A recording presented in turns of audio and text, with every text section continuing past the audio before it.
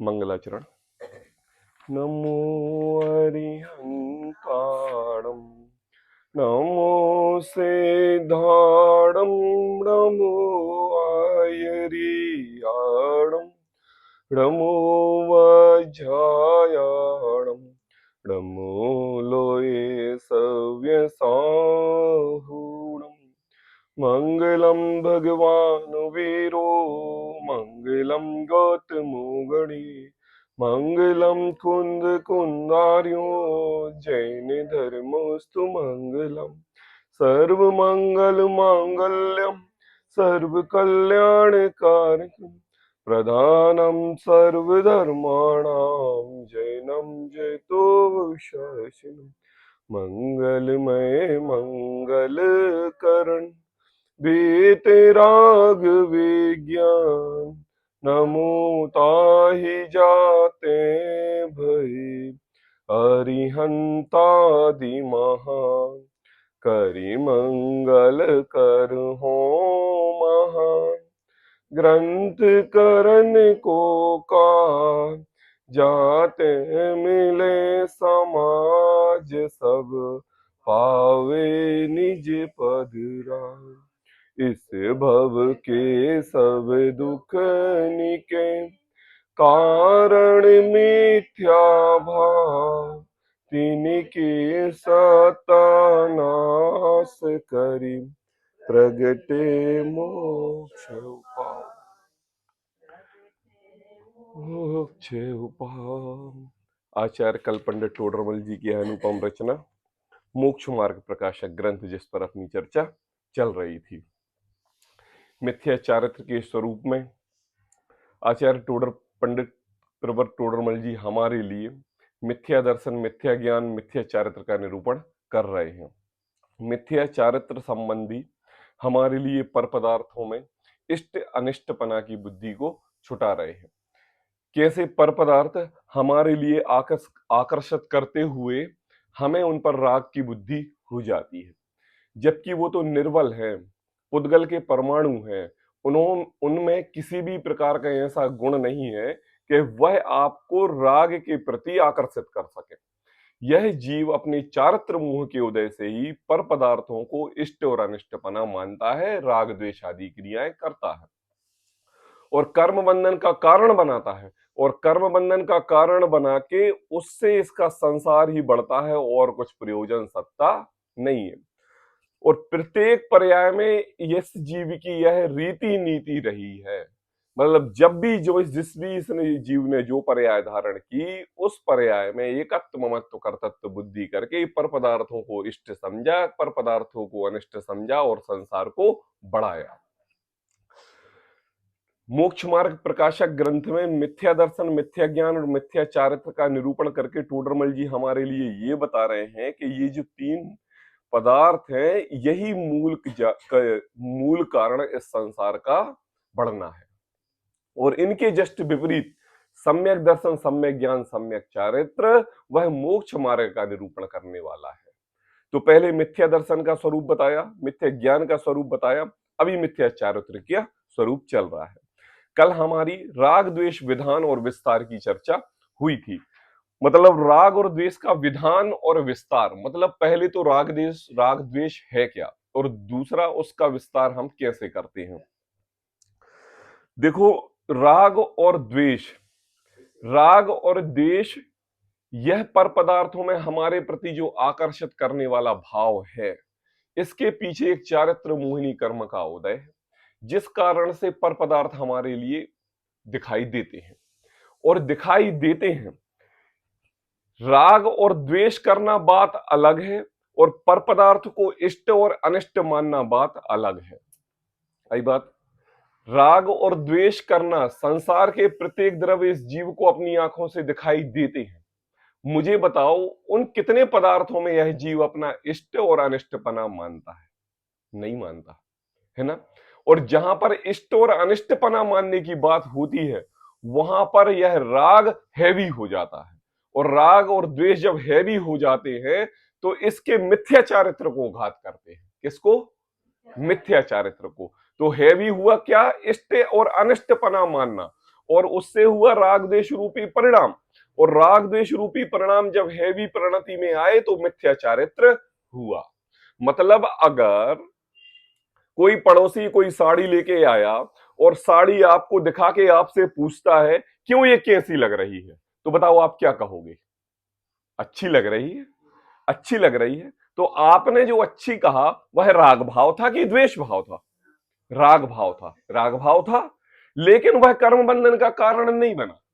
अगर कर्म बंधन का कारण बने तो इस संसार में अनंतानंत ऐसे द्रव्य हैं जिनको हम देखते हैं, और देखते हैं और अच्छे या बुरे लगते बात अलग है, लेकिन एक नजर डालना भी राग भाव का कारण बनता है। लेकिन जब उसके प्रति ऐसी ही साड़ी मेरे पास होनी चाहिए, इस साड़ी से मेरी शोभा बनेगी, जब पड़ोस वाला ले सकता है तो मैं क्यों नहीं ले सकता, कहां से ली, कितने की ली, कहां मिलेगी, और क्या क्या वैरायटी थी, तब जाके आपने उसमें खोजबीनी की। मतलब आपने अपना इष्टपना उस पदार्थ के अंदर डाला, तो जो राग भाव का परिणाम है वो कैसा हो गया? हैवी हो गया। हैवी हो गया और आप उसको लेके आ गए। लेकिन सहज में तो पड़ोसी ने पूछा था कि हमें ये साड़ी कैसी लग रही है। तो अंतर समझ में आया दोनों, कि राग और द्वेष भाव परिणाम कैसे? राग और द्वेष परिणाम इतने हानिकारक नहीं है जितने हानिकारक कि उनके पीछे बैठा इष्ट और अनिष्टपना है। यह मेरे हैं, मैं इनको चाहता हूं, और ये मेरे द्वेषी है, मैं इनको दूर भगाना चाहता हूं। ऐसे परिणाम ही मिथ्या चारित्र के कारण हैं। बताओ, नेत्रों से कितने पदार्थ देखते हैं और हम कितने पदार्थ घर में लेके आते हैं, है ना? कितने पदार्थ देखे जाते हैं और पदार्थ देखे जाते हैं और हमारी नजर पड़ जाती है और उस दृष्टि पर गई और हमें उनसे राग भाव नहीं होता, और राग भाव नहीं होता तो वो चीज घर पर नहीं आती, और कभी किसी पदार्थ पर राग भाव के कारण इष्टपना आता है और वो चीज घर पे आ जाती है। तो यहां पर उसी राग और द्वेष का विधान और विस्तार बता रहे हैं कि आखिर राग द्वेष होने का मूल कारण क्या और उसका विस्तार कैसे करता है।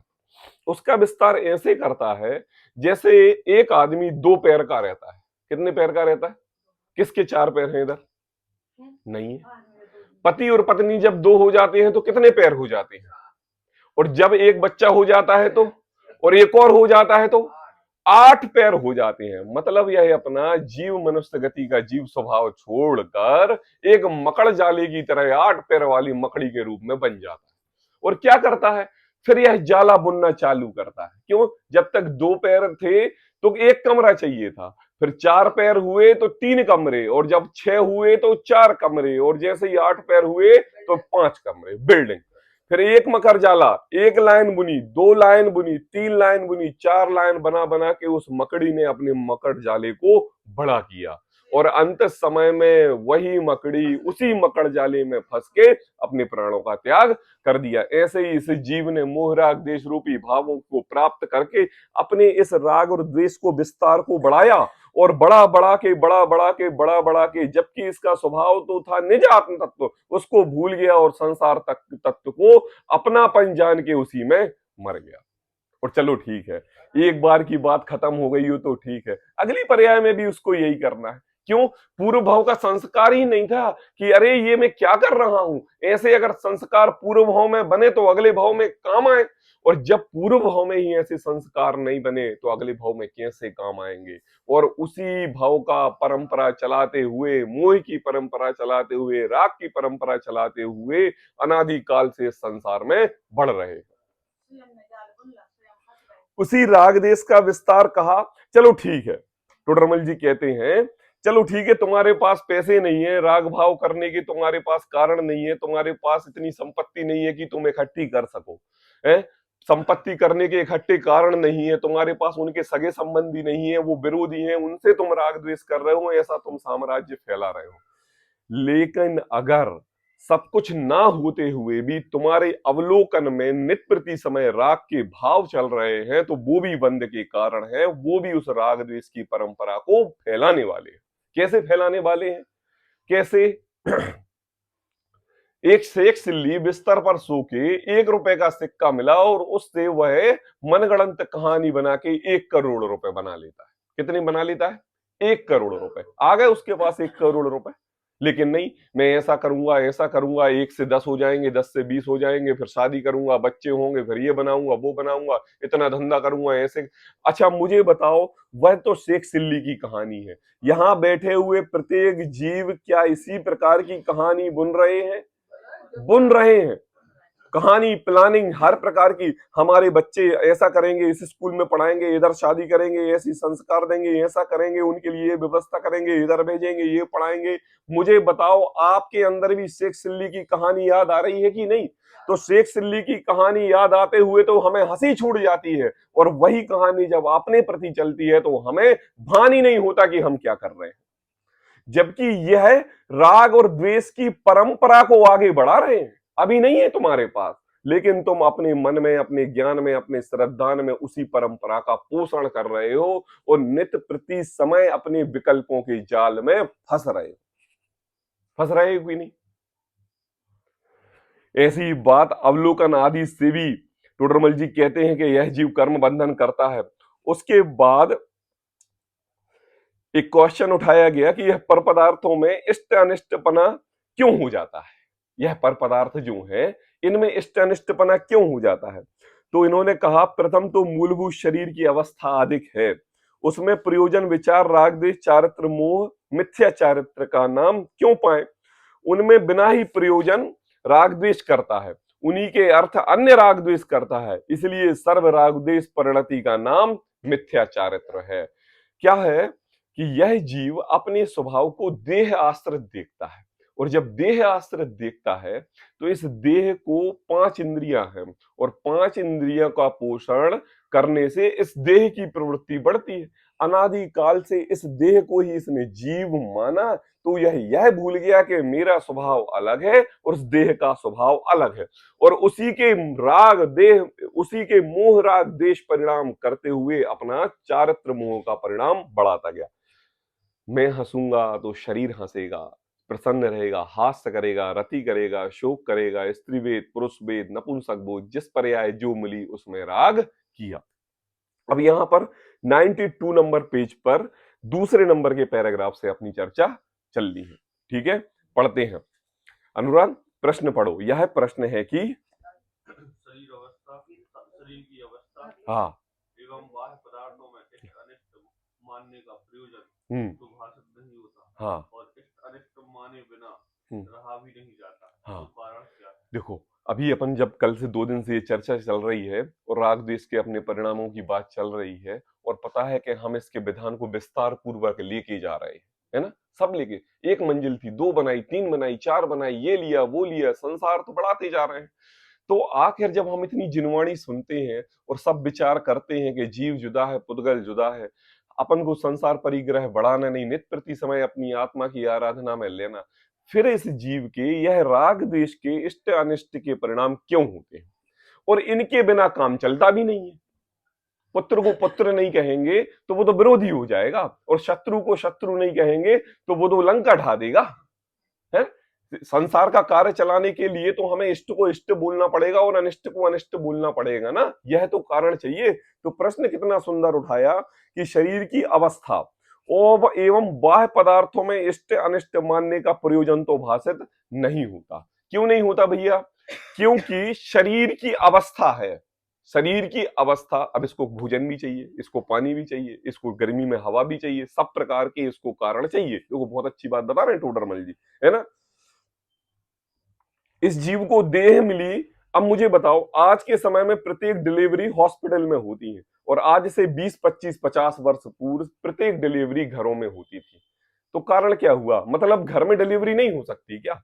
साधन हुए तो आपने उपयोग किया, नहीं थे तो क्या जीव मरते ही मरते थे क्या? ऐसी तो बात नहीं है। मतलब ये कह रहा है कि भाई शरीर की अवस्था के हिसाब से बाह्य पदार्थों में इष्ट अनिष्ट मानने का प्रयोजन तो भाषित तो नहीं होता, होता ही नहीं है। और इष्ट अनिष्ट माने बिना रहा नहीं जाता। क्यों नहीं रहा जाता?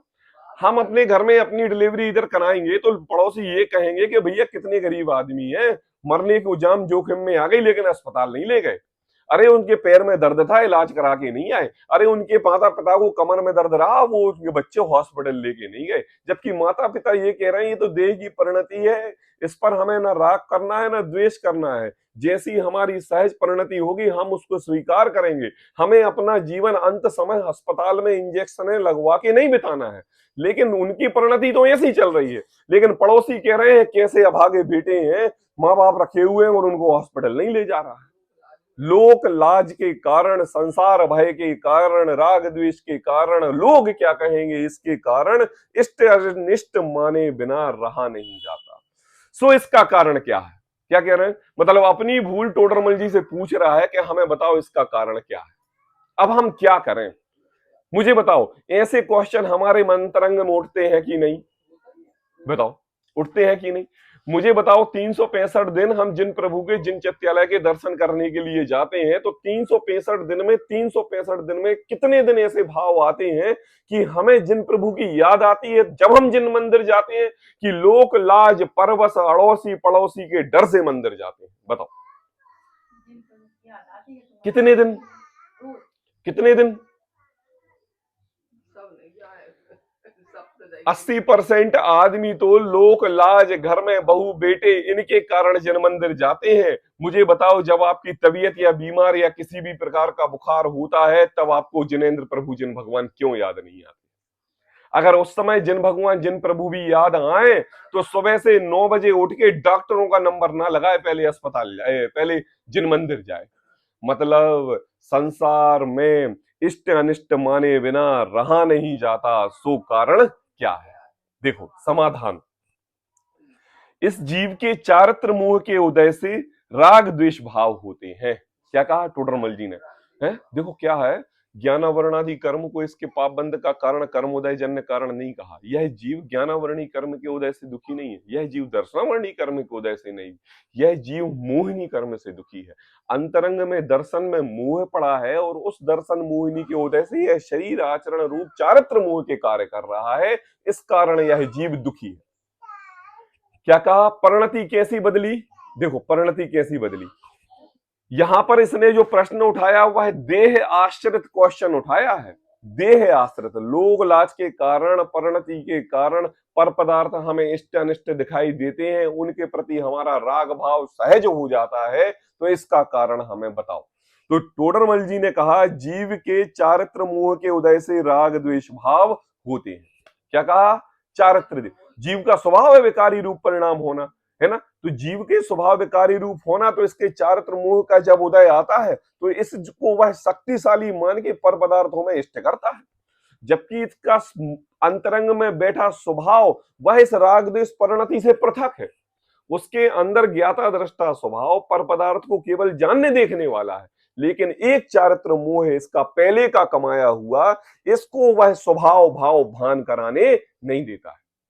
और क्या होता है, जैसे हम आलसीपने की बातें 10 बार आलसी व्यक्ति की बात मानते हैं, और जो हमारा उपकारी सदाकारी उपयोगी रहता है उसकी बात नहीं मानते, है ना? सुबह से 5 बजे उठना है तो 10 बार दिमाग के अंदर 10 नहीं उठने के कारण ज्यादा उत्पन्न होंगे। और एक जो अलार्म लगा के आपने फर्स्ट टाइम में उठे थे, और जब आपने लगाया था कि मैं तो 5:15 बजे उठूंगा, और अगर उस समय आप एक अपनी बात मान के उठ जाओ तो उठ जाओ, वरना फिर वह 10 कौन से, जिसको आपने पाला है पोसा है, जो आपका स्वभाव नहीं, ऐसे विभाव रूप परिणति आपसे कहेगी क्या करोगे उठ के, रोज तोड़ते हो, क्या मंदिर करोगे जाके, क्या हो गया, क्या बगाड़ लिया, अभी तो 15 मिनट है, अभी तो 10 मिनट है, अभी तो आधा घंटा है, अभी तो 9 बजने में टाइम है, अभी बड़े भाई साहब आने में टाइम है, जब आ जाएंगे गाड़ी की आवाज आ जाएगी तब हम उठ जाएंगे। ऐसे ही होता है।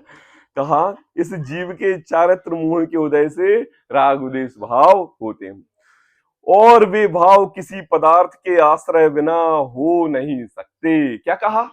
सही बात है। देखो इस जीव को राग क्यों होता है? देखो सबसे पहले तो इसकी जो नेत्र इंद्रिय है, नेत्र इंद्रिय के कारण यह जीव पर पदार्थ देखता है, ठीक है ना? ठीक है। और मति ज्ञान की परिभाषा क्या है?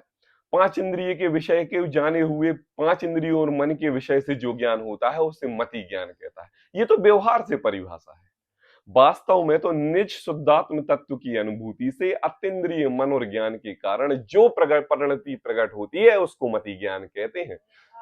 हाँ, निज आत्मा के साधन द्वारा, ये है निश्चय से मति ज्ञान की परिभाषा। मति ज्ञान तुम्हारे लिए कोई बाप की बपौती नहीं मिली है कि जो तुम उसका दुरुपयोग करो पंच इंद्रियों के माध्यम से। ये तो तुम्हारे पुरुषार्थ पूर्वक तुम्हारी परिणति तुम्हें प्रकट हुई है, जो तुमने अनंतों काल पुरुषार्थ करके निज स्वभाव साधन द्वारा अपने को मनुष्य गति का पंचेंद्रिय सैनी जीव बनाया। और उसको बनाने पर तुम्हें जो क्षय उपशम मिला, जो मति श्रुत ज्ञान मिला, उस ज्ञान को क्षय करने के लिए नहीं मिला, उस ज्ञान को और बढ़ाने के लिए मिला। अपनी आत्मा की दृष्टि आत्मोन्मुखी करने के लिए, अपना ध्यान श्रद्धान करने के लिए, बढ़ाने के लिए मिला। जैसे एक अग्नि को हवा और प्रज्वलित करती है, ऐसे ही मति श्रुत ज्ञान अपने आत्म आराधना को और प्रज्वलित करता है। लेकिन इस जीव ने इसकी व्यवहार रूप परिभाषा को जान के पांच इंद्रियों और मन के निमित्त से जो दृष्टि दिखाई देती है सो मैं हूं। क्या कहा कि इस जीव के चारित्र मोह के उदय से राग द्वेष भाव होते हैं, वे भाव किसी पदार्थ के आश्रय के बिना हो नहीं सकते। मतलब इसको कोई वस्तु चाहिए जिस पर ये राग करे। होता है कि नहीं? नया मॉडल आया, नई गाड़ी आई, नई घोड़े आए, सभी प्रकार की परिणति आई, जब देखी जानी, जब वो सामने आई, तभी तो आपके भाव बिगड़े। बताओ मुझे आप, जब तक चीज वस्तु आपके सामने नहीं आएगी तो भाव कैसे बिगड़ सकते हैं? क्वेश्चन याद रखना क्या कह रहे हैं। क्वेश्चन की ये इष्ट अनिष्ट बिना रहे हो नहीं सकते, तो कारण क्या? अब देखो, जैसे राग हो तो किसी पदार्थ में होता है, सही बात है। पदार्थ मतलब द्रव्य, द्रव्य मतलब वस्तु, वस्तु मतलब उसकी उपयोगिता, उपयोगिता मतलब उसका गुण। ये मेरे पास आएगी तो मैं ऐसा काम करूंगा, ऐसे राग भाव। राग हो तो किसी पदार्थ में होता है, और द्वेष हो तो किसी पदार्थ में होता है ना? द्वेष हो, ये मेरी अनिष्ट कारक है। कड़वी दवाई मेरे लिए सूट नहीं करती, ज्यादा तेज धूप मुझे अच्छी नहीं लगती, ठंड में ज्यादा पंखा तेज चलाना अच्छा नहीं लगता, ठंडे पानी से नहा लो तो जुकाम हो जाता है, इसलिए ठंडे पानी को अवॉइड करना। ये क्या है? ये है द्वेष हो तो किसी पदार्थ में होता है। राग भी किसी पदार्थ में होता है और द्वेष भी किसी पदार्थ में होता है। एक एक वस्तु में राग होता है, एक एक वस्तु में द्वेष होता है। आई बात समझ में? इस प्रकार उन पदार्थों के और राग द्वेष के निमित्त नैमित्तिक संबंध है। वहां विशेष इतना है, क्या कहा? इस प्रकार उन पदार्थों के राग और द्वेष के निमित्त नैमित्तिक संबंध है। यह जीवन आदि काल से, इधर सुनेंगे, यह जीवन आदि काल से कर्ता कर्म बुद्धि मान रहा है। क्या मान रहा है? कि इस कारण मुझे राग हुआ और इस कारण मुझे द्वेष हुआ, जबकि दोनों का इस जीव के साथ निमित्त नैमित्तिक संबंध है। निमित्त नैमित्तिक संबंध ऐसा कहलाता है कि संसार का प्रत्येक द्रव्य अपनी उपादानगत योग्यता से परिणमन करता है। उसको परिणमन करने के लिए किसी का आश्रय नहीं चाहिए, और आपको राग भाव करने के लिए किसी का आश्रय नहीं चाहिए। लेकिन ऐसा संबंध है, परिणति ऐसी होती है कि जब जब यह जीव राग करता है तो कोई ना कोई निमित्त खड़ा होता है, और जब कोई ना कोई निमित्त खड़ा होता है तो यह जीव इस निमित्त नैमित्तिक संबंध को भूल जाता है और उसमें कर्ता कर्म संबंध मान लेता है कि इसके कारण में रागी हुआ और इसके कारण में द्वेषी हुआ। समझ में आई क्या कहा मैंने? क्या कहा कि इसका निमित्त नैमित्तिक संबंध ऐसा है कि आप यहां से बाजार निकले और गाड़ी पर जा रहे थे, कोई व्यक्ति अपने से 5, 10, 50 किलोमीटर दूर से आ रहा था, और उसका निमित्त नैमित्तिक संबंध, आपका निमित्त नैमित्तिक संबंध ऐसा बैठना था कि एक चौराहे पर एक गली में और दोनों का एक्सीडेंट हो गया। और जब एक्सीडेंट हो गया और आपसे पूछा, तुम देख के नहीं चल सकते थे? कहता है, भैया 250 किलोमीटर से आ रहे हैं, हम देख के ही आ रहे हैं। और तुम कहां से आ रहे हो? बोले मैं तो ये रहा घर, यहीं से आ रहा हूं। तुम कब निकले थे? बोले हम 6 बजे निकले थे, और हम 5 मिनट पहले निकले थे। यार ऐसा कैसा निमित्त नैमित्तिक संबंध को वो 5 बजे से निकला और 250 किलोमीटर गाड़ी चला के उस चौराहे पर पहुंचा, और तुम 1 मिनट घर के बाहर निकले हो और तुम्हारा एक्सीडेंट हो गया। अब बताओ, इसमें लगाओ कर्ता कर्म संबंध कि उसके कारण ऐसा हुआ, जबकि दोनों का द्रव्य क्षेत्र काल भाव एक, लेकिन दोनों की परिणति अलग अलग। वो स्वतंत्र द्रव, आप स्वतंत्र द्रव, आप अपने अपरूप काम कर रहे हो और वह अपने उपादान गति योग्यता रूप काम कर रहा है, और दोनों का संबंध टकराना हुआ, और हुआ तो ऐसा निमित्त नैमित्तिक कारण बन गया। और इस जीव ने क्या मान लिया कि मैं ऐसे परिणामों का करता हूं, अगर ये आता नहीं तो मैं बच जाता, अगर ये ऐसा होता नहीं तो मैं ऐसा कर लेता और मैं ऐसा कर लेता और मैं ऐसा कर लेता। क्या कहा? जीव 10-10 साल गाड़ी चलाता है, एक्सीडेंट नहीं होता, और एक 10 की स्पीड में गाड़ी चलाते हुए एक्सीडेंट हो जाता है। तो क्या उसको चलाना नहीं आती? उसको क्या होता है? उसको याद भूल गया था कि वो याद हो जाता है।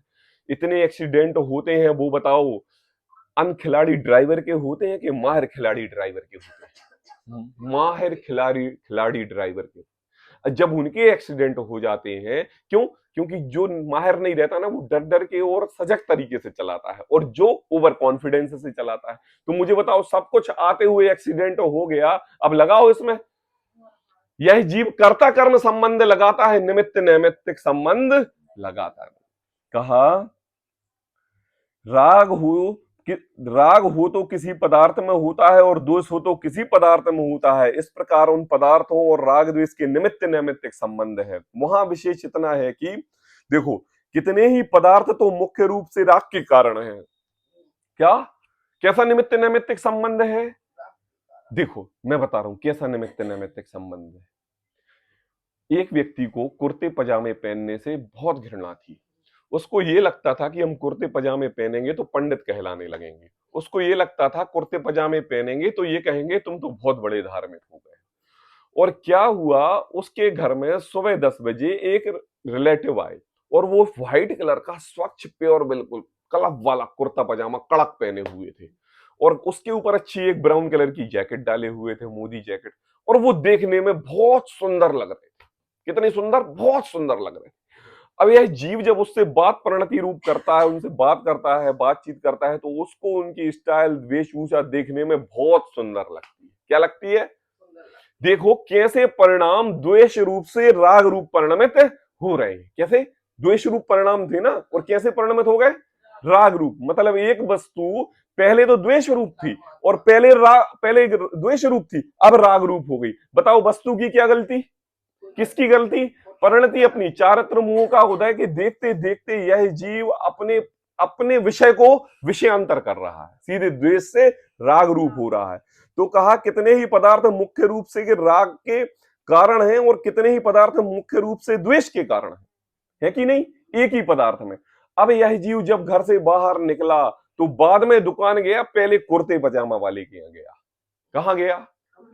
हाँ, और वो मित्र था, और मित्र उससे कहता है अरे भाई, मैं आपसे कह रहा हूं, 1 महीने साल भर से नया एडिशन आया है, नया क्वालिटी का कुर्ता पजामा आया है, आओ देखो एक बार। और तुम कहते हो मुझे पहनने की जरूरत नहीं, और आज तुम अपनी दुकान भूल के मेरी दुकान याद आ गई। बताओ फिर क्या हुआ? स्वभाव में परिवर्तन हुआ? द्वेष रूप बताया? नहीं, उसके गुण बताए। अरे देखने में सुंदर लगता है, कलफ का कट चाहिए, कढ़ाई वाला चाहिए, और सुनो मोदी जैकेट तो देना भूलना नहीं। क्या हो गया? यह जीव जिसके बारे में सोचता है, विचारता है, उसी के गुण गाता है, और जिसके बारे में द्वेष रूप परिणति करता है, उसको बुराई करता रहता है। आई बात है ना? क्या है? मान्यता खोटी उसकी, परिणति खोटी उसकी। खुद की मान्यता से वह राग रूप बना था तो राग के परिणाम आए, और खुद की परिणति से वह द्वेष रूप हो रहा था, द्वेष रूप परिणाम आ रहे थे। तो टोडरमल जी कह रहे हैं वहां विशेष इतना है कि कितने ही पदार्थ तो मुख्य रूप से राग के कारण है, और कितने ही पदार्थ मुख्य रूप से द्वेष के कारण है। कितने ही पदार्थ किसी को किसी काल में राग के कारण होते हैं। आई बात समझ में? किसी काल में किसी को वही कुर्ता राग का कारण होता है। बताओ हुआ कि नहीं? काल बदल गया, परिवर्तन हो गया। 1 घंटे पहले द्वेष रूप भाव थे, जब वो कुर्ता पजामा लेके आए ना, जब दुकान से लेके आए ना, और दुकान से लेके आके जब घर में रखा, और घर में उनकी मैडम ने देखा कि यार ये तो कुर्ता पजामा लेके आए हैं, और जब वो दोपहर में खाना खाने आए तो वो कुर्ता पजामा छोड़ के पहले नंबर तो हाथ पकड़ के अलमारी खुलवाई, और अलमारी खोल के दिखाया कि देखो कितने पड़े हैं। बोले ये कब लाई? भाई साहब साल भर 2 साल पहले लाके 5-5 रख दिए हैं मैंने, तुमने एक धोखे से भी उस पर नजर नहीं डाली, और आज तुम्हारे लिए वो सज्जन आए और कुर्ते पजामे के प्रति इतना राग हुआ कि तुम 5,000 का उठा के ले आए। अब इनका क्या करें? अच्छा पड़े हुए हैं? बताओ बताओ। अरे क्या गजब है, अरे ये भी, ये पजामे भी हैं साथ में, अरे तुमने तो 2-2 मोदी जैकेट भी लाके रखी हुई है। अरे क्या हो गया? स्वभाव रूप परिवर्तन होने में द्रव्य चित्र काल भाव बदला। द्रव्य क्या हुआ? काल बदल गया, तो एक काल में वह राग रूप और एक काल में वह द्वेष रूप। एक समय कहा कितने ही पदार्थ मुख्य रूप से राग के कारण और कितने ही पदार्थ मुख्य रूप से द्वेष के कारण। कितने ही पदार्थ किसी को किसी काल में राग के होते हैं और किसी को किसी काल में द्वेष के होते हैं कि नहीं। अब कारण क्या अनुराग अनुपम, अब देखो, अब हमारे दिमाग की मशीन चलना चाहिए कि आखिर हाँ यार ऐसा ऐसा क्यों होता है, ऐसा क्यों होता है। कभी कभी वह भोजन हमारे लिए बहुत अच्छा लगता है, कभी कभी वह भोजन हमारे लिए अच्छा नहीं लगता। कभी कभी सब्जी में नमक कम लगता है, कभी कभी सब्जी में नमक ज्यादा लगता है। कभी कभी हमारे बच्चे हमारे लिए बहुत प्रिय लगते हैं और कभी कभी वही बच्चे हमारे लिए हमारे दुश्मन लगते हैं। आखिर कारण क्या, हमारा कारण क्या, सोचो। देखो यहां इतना जानना कि हमारे प्रश्न का जवाब दे रहे हैं अनुपम। देखो यहां इतना जानना कि एक कार्य होने में अनेक कारण चाहिए। क्या कहा टोडरमल जी ने, एक एक कार्य होने में अनेक कारण चाहिए। फिर संसार का प्रत्येक कार्य 5 समवाय के बिना नहीं होता। क्या एक चीज टस की मां से 5 समवाय के बिना नहीं होती। अगर हमने समवाय का यथार्थ स्वरूप समझ लिया तो हमें प्रत्येक द्रव्य पे स्वाधीनता नजर आ जाएगी। क्या स्वाधीनता नजर आ जाएगी कि यहां कहा एक कार्य होने में अनेक कारण चाहिए। कितने कारण चाहिए। अनुपम को कुर्ता पसंद आने के लिए सज्जन का आना, सज्जन का उस पर मोहित होना और उनकी विशेषता बतलाई जाना, उसकी एक एक डिजाइन, उनके उठने बैठने आचरणों को संबंधित सर्व प्रकार से उसको मेंटेन करने के पदार्थों को देख, कितने कारण बने हैं। वो तो मुझे बताओ, 1 घंटे तक वह उनकी चर्या को ही देखता रहा, तभी तो जाके वो कुर्ता लेके आया। तो कितने कारण बनते हैं, बहुत कारण बनते हैं। ऐसे ही संसार का प्रत्येक कार्य बिना 5 समवाय के नहीं होता। हाँ, स्वभाव, पुरुषार्थ, कालब्धि, होनहार, भवितव्यता। क्या कहा, कालब्धि, होनहार, भवितव्यता। स्वभाव से, पुरुषार्थ से, कालब्धि दी, होनहार से और भवितव्यता के कोई भी कार्य नहीं होता। जहां जहां भी हो ये 5 कारण लगा लेना, बिना 5 कारण के बहुत अंतर है। भवितव्यता होती है स्वभाव रूप और होनहार होती है परिणति रूप। अभी जब 5 समवाय की बात करेंगे ना, यहां पर तो टोडरमल जी का हमारे लिए ये बताना है कि देखो संसार का प्रत्येक कार्य होता तो है 5 समवाय की वजह से, लेकिन यह जीव, चलो वो आप मिथ्या दृष्टि हो, संसारी हो और हमारी दृष्टि राग रूप हो रही है, हमारी दृष्टि द्वेष रूप हो रही है, तो इन राग और द्वेष होने में बहुत सारे कारण हैं। क्या कारण है, देखो कारण बता रहा हूं। हमारे पतिदेव भोजन करने के लिए बैठे, हमने उनके मन का भोजन कराया, सब प्रकार से भोजन बनाया, उनके अनुसार बनाया, सब कुछ कराया और ऐसा करा के वैसा करा के सब कुछ बिल्कुल व्यवस्थित किया। तो देखो भोजन करने में उनकी परिणति डिस्टर्ब नहीं हो रही है। आप उनको स्वर्ग के समान अप्सरा दिखाई दे रही हो, सब प्रकार की परिणति आपके समझ में आ रही है। आप किसी भी प्रकार की गलती नहीं कर रहे हो, एक एक कदम फूक फूक के चल रहे हो कि इनके स्वभाव रूप विपरीत भाव ना हो जाएं। लेकिन भोजन करने के बाद हाथ धोने के समय सिर्फ ये बोल दिया कि ये पंखा 4 दिन से खराब है, क्यों नहीं सुधरवा देते। क्या हो गया, परिणति कैसी बदली। हम इसी काम के लिए हैं क्या, मतलब अब इतनी देर से चुप थी तो इसी के लिए चुप थी। अरे सुधर जाएगा ना, अभी थोड़ी ना इतनी गर्मी आ गई है? क्या हो गया। क्या कहा कि इसको विपरीत विभाव रूप होने में अनेक कारण चाहिए। क्यों कारण चाहिए, क्योंकि इस जीव की भवितव्यताएं ऐसी थी, इस जीव की होनहार ऐसी थी, इस जीव की कालब्धि ऐसी थी कि उसको विभाव रूप परिणमन होना था।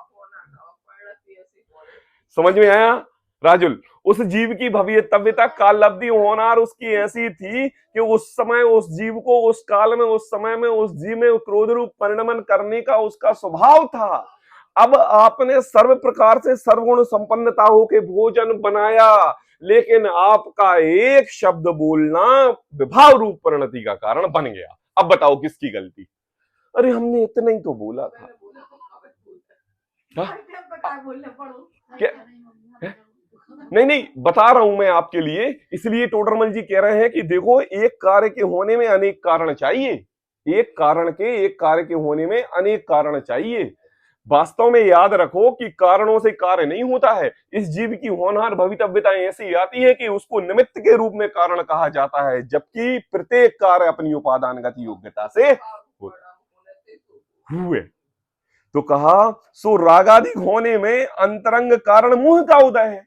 क्या कहा? यहां पर जब प्रत्येक कार्य होने में अनेक कारण चाहिए, तो यहां पर जैसे बाह्य में अनेक कारण होते हैं, ऐसे यह राग रूप जो भाव हो रहे हैं उसका होने का कारण मोह का उदय है। क्या कहा? अंतरंग कारण। अंतरंग, बहिरंग नहीं। बहिरंग तो उनने ये कह दिया कि आपने पंखा क्यों नहीं सुधरवाया, ये तो बहिरंग कारण। वास्तव में उसका दोष है ही नहीं।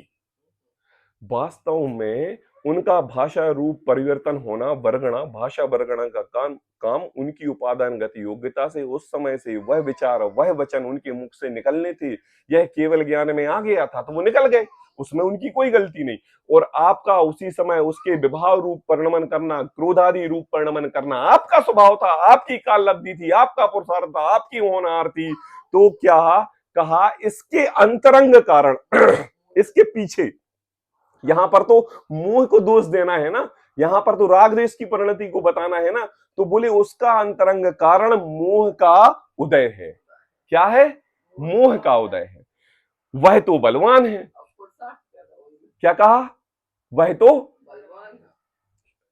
यह जीव घर में पंखे को नहीं सुधरवाता, लेकिन उसी समय 1 घंटे बाद अपने मित्र के विवाह आदि कार्यों में एक पंखा खराब होने पर अपनी बाइक पर लेके पूरे बाजार में पंखा लेके घूमता है।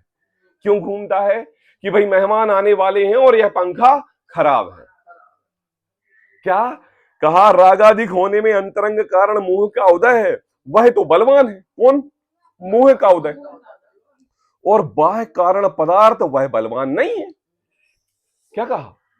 अब बताओ, यहां पर दो कार्यकाल है, यहां पर पंखा सुधरवा नहीं रहा है और यहां पर पंखा बाइक में लेके घूम रहा है।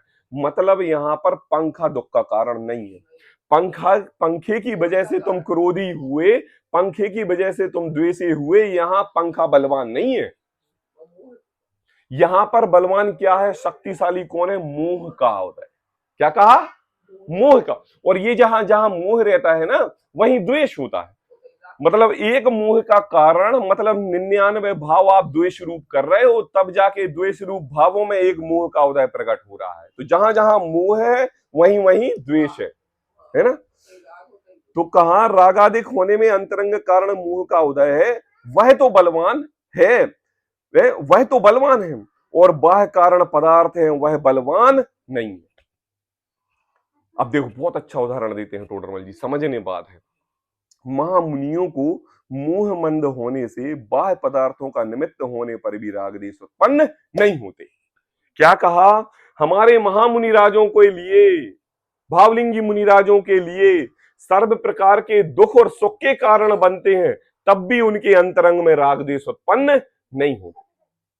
पारसनाथ भगवान के ऊपर कमठ ने उपसर्ग किया, ओले बरसाए, बारिश की, वृक्षादि फेंके, 10 भाव का बैरी पुरुष पारसनाथ भगवान के ऊपर उपसर्ग कर रहा है कमठ का जीव, तो मुझे बताओ पारसनाथ भगवान 1% भी मुनिराज, एक विकल्प मात्र भी उसके प्रति द्वेष भाव नहीं कर रहे हैं क्या? नहीं कर रहे। परिस्थिति कैसी है? विभाव रूप है। परिस्थिति कैसी है? ओले बरस रहे हैं, परिस्थिति कैसी है? जान जाने वाली परिस्थिति है, लेकिन 1% भी उसके प्रति विभाव रूप नहीं हो रहे। गजकुमार मुनिराज के ऊपर जलती हुई सिगड़ी सिर पर रख दी, और वहां पर वह जल रहा है कौन? जो सिगड़ी रख रहा है। और यहां पर जिनका सिर जल रहा है वो अंतरंग में बिल्कुल भी नहीं जल रहे। आई बात समझ में? उन्हीं मुनिराजों की बात कर रहे हैं कि जिनके सिर पर जलती हुई सगड़ी जल्दी, वो जिनके आत्म स्वभाव से 1 मिनट भी बाहर नहीं निकल रहे हैं। उसके बाद कहा यशोधर मुनिराज। क्या हुआ यशोधर मुनिराज को? मरा हुआ सर्प उनके गले पर डाल दिया गया। क्या डाल दिया गया? मरा हुआ सर्प। मरे हुए सर्प गले पर डाल देने पर चींटियां लग गई, कीड़े मकोड़े लग गए, लेकिन 1% भी वह मरा हुआ सर्प उनको परिणति में विकृत भाव नहीं ला रहा है, और वो अपने निज स्वभाव में है, और सर्प डला हुआ है, कीड़े मकोड़े खा रहे हैं, उस पर उनकी दृष्टि नहीं है, राग द्वेष के परिणाम नहीं है। सुकौशल मुनिराज के लिए शेर ने खाया, बाघ ने खाया, है ना। तो वह खड़े हैं खड़गासन अवस्था में और उनके पैर मुनिराज के खाते जा रहा है, हड्डी दिखने लगी है, लहू बह रहा है, परिणति ऐसी हो गई कि अब गिरने वाले हैं, लेकिन अंतरंग में उस सह के प्रति भी राग द्वेष के परिणाम नहीं आ रहे। यह तो विकृति रूप परिणाम बताए, विभाव रूप परिणाम बताए। ऐसे परिणाम जब अपने इस मोही जीव के क्रोधादि का किसी के कुछ बोल देने पर ऐसे परिणाम विकल्प हो जाते हैं, अपनी दृष्टि उन मुनिराज के सामने रख के देखो कि उनकी इस विभाव रूप परिणति के सामने मेरी विभाव रूप परिणति कितनी है। उनके हिसाब से हमारी किंचित मात्र भी नहीं है, और हम मोही रागी द्वेषी विभाव रूप परिणमित होते हैं और हमारे मुनिराज स्वभाव रूप परिणमित होते हैं कि नहीं। और सुनो, चलो ये तो विभाव रूप परिणति है मुनिराजों की, और जब मुनिराज हमारे शुभ रूप परिणति रूप किसी घर ग्रस्त के अंदर आहार लेने के लिए जाते हैं, राजा महाराजाओं चक्रवर्तियों के यहाँ आहार लेने के लिए जाते हैं, लखपति करोड़पति के यहाँ आहार लेने जाते हैं, महलों में जाते हैं, महलों में जाते हैं, पाटे पर खड़े होते हैं, स्वर्ण चंद्र कमल के स्वर्ण के पात्र बने हुए देखते हैं, चांदी की चम्मच से आहार ग्रहण कराते हैं, सर्व प्रकार के स्वभाव रूप देखते हैं, लेकिन फिर भी उनके प्रति 1% भी राग भाव नहीं आता। वहां पर द्वेष भाव नहीं आ रहा था और यहां पर राग भाव नहीं आ रहा था। आप चाहे चांदी की चम्मच से दो, चाहे आप पीतल की चम्मच से दो, हमें उनसे लेने वाला नहीं है। वहां पर इंद्र के समान लोग खड़े हुए हैं, वहां पर अप्सराओं की समान औरतें खड़ी हुई हैं, लेकिन उनके प्रति भी ना राग और ना द्वेष के भाव आते हैं, और अपने अंतरंग में केवल आहार लेके वहां से चले जाते हैं। क्या है ये? शुभ परिणति में रागी नहीं और अशुभ परिणति में दोषी नहीं। ऐसे महामुनिराज क्या कहते हैं? महामुनियों को मोह मंद होने से बाह्य पदार्थों का निमित्त होने पर भी राग द्वेष उत्पन्न नहीं होते। निमित्त बना है, अरे कैसा निमित्त बना है? जैसा 24 घंटे हमारे लिए मिलता है। हम एक जगह चांदी की थाली की चम्मच से अगर आइसक्रीम खा के आ जाए ना, तो हम एक क्या 50 लोगों के कहेंगे कि फलाने की दुकान पर गए थे, फलाने के घर पर गए थे, तो उन्होंने मुझे चांदी की चम्मच की कटोरी से आइसक्रीम खिलाई थी। और मुनिराज किससे बोले हैं? वो देख रहे हैं चांदी की चम्मच। तो वास्तव में गलती चांदी की चम्मच की है कि अपने आत्मा के परिणामों की है कि आप किस रूप लेके जा रहे हो? कहा महामुनियों के मोह मंद होने से बाह्य पदार्थों का निमित्त होने पर भी राग द्वेष उत्पन्न नहीं होता। और अपनी बात, पापी जीवों के मोह तीव्र होने से बाह्य कारण ना होने पर भी उनके संकल्पी से राग द्वेष होते हैं। अब नहीं है बाह्य कारण इसको, यह बैठा बिस्तर पर दोपहर के समय पंखे की नींद की हवा ले रहा है, 5 मिनट नींद आने में 5 मिनट में फॉर्च्यूनर बाहर खड़ी कर दी, 5 मिनट में हेलीकॉप्टर बाहर खड़ा कर दिया, 5 मिनट में छत पर स्विमिंग पूल बना लिया, 5 मिनट में स्विमिंग पूल के ऊपर हेलीपैड बना लिया, 5 मिनट में दिल्ली बंबई कलकत्ता अमेरिका लंदन हो आया। क्यों हो आया? क्योंकि इस जीव की तीव्र कसाय अंतरंग में पड़ी हुई है। पापी जीवों को मोह तीव्र होने से बाह्य कारण ना होने पर भी बिस्तर पर सो रहा है, चैन की नींद लेने के है, जेब में फूटी कौड़ी नहीं है, लेकिन बाह्य कारण ना होने पर भी उसके संकल्पी, क्या कहा? संकल्प ही से राग द्वेष होते। संकल्प ही से मतलब विचार की। इसके धारणा ज्ञान में ऐसा बैठ गया है कि इसको नित्य प्रति समय संसार के परिग्रह परिग्रह परिग्रह परिग्रह परिग्रह दिखाई देते हैं, विचार विचार विचार दिखाई देते हैं। अब मैं ये करूंगा, अब मैं ये करूंगा, अब मैं ये करूंगा, ये करूंगा, और इसके विभाव विकल्प रूप जाल ऐसा बुनता है कि कपोल कल्पनाएं करके अपने दिमाग को फैलाता रहता है। और फैलाता रहता है तो क्या होता है? मुझे बताओ, दिमाग को ज्यादा फैलाओगे तो कषाय बढ़ेगी कि शांत स्वभाव रहेगा? कषाय ही बढ़ेगी। और वह जब कषाय बढ़ेगी और तीव्र मोही और तीव्र द्वेषी रहेगा तो मिथ्या दृष्टि कहलाएगा। तो इसलिए कहते हैं कि देखो पापी जीव, टोडरमल जी ने कहा पापी जीव, अरे वो कहां हिंसा कर रहा है, अरे वो कहां किसी को कुछ कह रहा है, अरे फिर भी वो पापी जीव है। क्यों? क्योंकि उसकी संकल्पी हिंसा नहीं। वो प्रत्येक समय पर पदार्थों को इकट्ठा करने का ही विचार कर रहा है, प्रत्येक समय परिग्रह को इकट्ठा करने के ही धारणा ज्ञान में ले रहा है। ये ले लूंगा, अब ये करूंगा, अब ऐसा करूंगा, प्रति समय सोच रहा है। तो कहा सब, कहा पापी जीवों को मोह तीव्र होने से बाह्य कारण, यहां नहीं है बाह्य कारण, है ना, उनके भी संकल्प ही से राग द्वेष होते। संकल्प मतलब बिल्कुल होते ही हैं वो तो। इसलिए मोह का उदय होने से रागादिक होते हैं। क्या कहा? मोह का जब उदय होता है तो रागादिक होते हैं। वहां जिस बाह्य पदार्थ के आश्रय से राग भाव होना हो, क्या कहा? जहां जिस बाह्य पदार्थ के आश्रय से राग भाव होना हो, उसमें बिना ही प्रयोजन अथवा कुछ प्रयोजन सहित इष्ट बुद्धि होती है, तथा जिस पदार्थ के आश्रय से द्वेष भाव होना हो, उसमें बिना ही प्रयोजन अथवा कुछ प्रयोजन सहित अनिष्ट बुद्धि होती है, हो जाती है।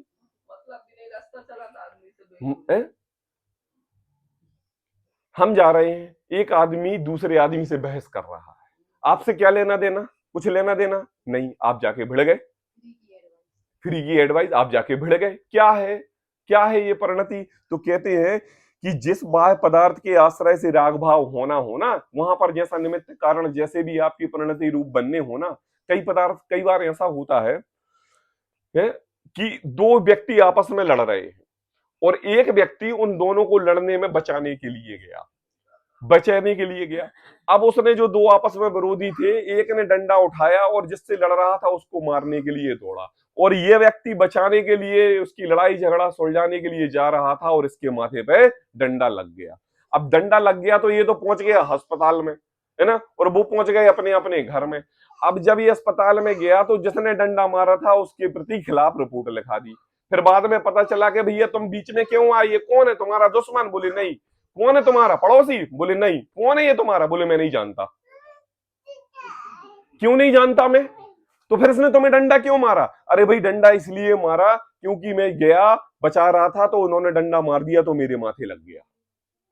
अरे भाई तो क्यों तू अपना माथा उधर लेके गया था जब तू जानता नहीं, तेरे काज नहीं, तेरा काम नहीं, और तूने डंडा खा लिया। अर्थात संसार का प्रत्येक कार्य अपने उपादानगत योग्यता से होता है, निमित्त कारण यूं ही बन जाते हैं, निमित्त नैमित्तिक संबंध।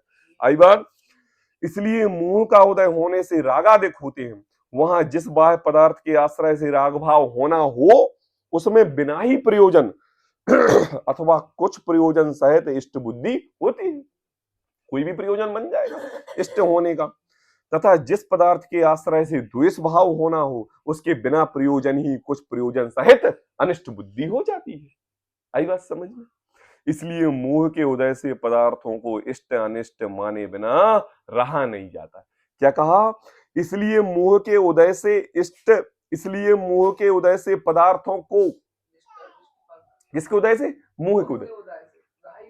अंतरंग में परिणति विभाव रूप कर्मण वर्गणाओं का उदय ऐसा चल रहा है कि उस समय उन कर्म पुद्गल परमाणुओं को झड़ना इस निमित्त से होना है। तो आखिर में पीछे तो चल रही है एक साइंटिस्ट क्रिया, पीछे अंदर में परिणति चल रही है एक प्रैक्टिकल रूप क्रिया, लेकिन तुम उस प्रैक्टिकल रूप क्रिया को ना समझ के पर द्रव्य को दुख का कारण मान के सामने वाले को गलती ठहरा रहे हो। बताओ, जो कर्म पुद्गल परमाणु तुमने पूर्व भाव में इकट्ठे किए थे, आज उनका समय पूरा हो गया। उस समय जैसे तुमने तीव्र भाव किए से उत भाव से ही उतनी काल के लिए ये कर्म पुद्गल परमाणु बंधे थे आप ही के द्वारा। आज उनका समय पूरा हो गया। अब वो आप ही की परिणति रूप अपना काम ईमानदारी से करके तुम्हारे लिए स्वतंत्र कर रहे हैं। क्या कर रहे हैं?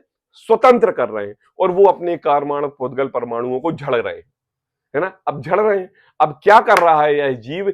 इस पीछे वैज्ञानिक परिणति को तो जान नहीं रहा है, वह सैद्धांतिक पद्धति को तो जान नहीं रहा है, और जान क्या रहा है कि इस व्यक्ति के कारण मैं रागी हुआ, इस व्यक्ति के कारण मैं द्वेषी हुआ, और वहां पर उसके प्रति राग और द्वेष करके क्रोधादि रूप, मान रूप, लोभ रूप, मायाचूर रूप परिणति करके और कर्म पुद्गल परमाणुओं को इकट्ठा कर रहा है।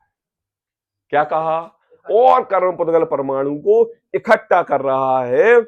इसलिए मोह के उदय से ही पदार्थों का इष्ट अनिष्ट माने बिना रहा नहीं जाता। क्या कहा? मोह के उदय रहा नहीं जाता।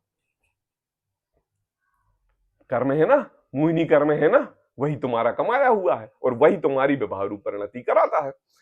इस प्रकार पदार्थों में इष्ट अनिष्ट बुद्धि होने पर क्या कहा? देखो, इस प्रकार पदार्थों में इष्ट अनिष्ट बुद्धि होने पर मतलब श्रद्धान में ही मिथ्यात्वादि का उदय हो गया। उसका उदय होने से तुम्हारे लिए परद्रव्य में अच्छा और बुरा चाहने की इच्छा हुई, और जब तुमने अच्छा और बुरा चाहने की इच्छा हुई तो बहुत सारे पदार्थों में कुछ एक पदार्थ पर राग बुद्धि की और द्वेष बुद्धि की। कहा इस प्रकार पदार्थों में इष्ट अनिष्ट बुद्धि होने पर जो राग और द्वेष की परिणति होता है उसका नाम मिथ्याचारित्र। कहा ना, क्या कहा? राग द्वेष की परिणति होना मिथ्याचारित्र नहीं है। संसार में इतने द्रव्य हैं, आपके नेत्र इंद्रिय के माध्यम से ज्ञान के गेय बनते हैं, लेकिन आपके जब भाव जिस वस्तु पर मुंह के भाव जाते हैं उसी वस्तु को ग्रहण करते हो। आई बात समझ में? जब सीता अपने लव कुश को देखती थी तो पुत्र नजर आते थे, और जब सीता अपने राम को देखती थी तो पति नजर आते थे, और जब सम्यक दृष्टि सीता दोनों को देखती थी, पति को भी और लव कुश को भी, तो गेय नजर आते थे। किसकी परिणति बदली? स्वयं की परिणति बदली। जब राग रूप मोह रूप रही तो उन्हीं में लव और कुश दिखाई दिए और उन्हीं में राम दिखाई दिए, और जब सम्यक दृष्टि की पुरुष की महिमा जब अंतरंग से प्रज्वलित हुई तो वह संसार के गेय दिखाई दिए। और गेय इस ज्ञान के कर्ता नहीं, गेय छोड़ने योग्य है, जानने देखने योग्य है, करने योग्य नहीं। कहा इस प्रकार पदार्थों में इष्ट अनिष्ट बुद्धि होने पर चारित्र मोह होता है, और चारित्र मोह होता है ना तो बीच में राग द्वेष के कारण बन जाते हैं। तो कहने में तो ये आता है कि मैंने इससे राग किया, मैंने इससे द्वेष किया, जबकि वास्तव में तुम्हारी इष्ट अनिष्ट की बुद्धि वही मिथ्या चारित्र का कारण है। क्या कहा? तथा इन राग द्वेषों की विशेष, क्या कहा? राग द्वेष के विशेष 24 कसाएं 25 कसाएं ले रहे हैं यहां पे। इन राग द्वेषों की विशेष क्रोध मान माया लोभ हास रति रति शोक भय जुगुप्सा स्त्री वेद पुरुष वेद नपुंसक वेद रूप कसाय भाव हैं। कहीं सुने हैं ये शब्द? कहां सुने हैं बताइए? कहां सुने हैं? कौन से ग्रंथ में? मोक्ष मार्ग प्रकाशक में दूसरे ग्रंथ में आचार्य कल पंडित टोडरमल जी ने हमारे लिए 9 कषायों का यथार्थ निरूपण करके बताया है। वहीं पर यह बात बताई कि देखो 25 कषायों में 13 तो राग रूप है और 12 कषाएं द्वेष रूप है ना? कोई बताएगा मुझे 13 कषाएं राग रूप कौन कौन सी? बताओ। हाँ, क्रोध अनंतानुबंधी, अप्रत्याख्यान, प्रत्याख्यान और संज्वलन, ठीक है ना? और इन्हीं के क्रोध मान मायालूप 16, हास्य रति रति आदि हो गई 25।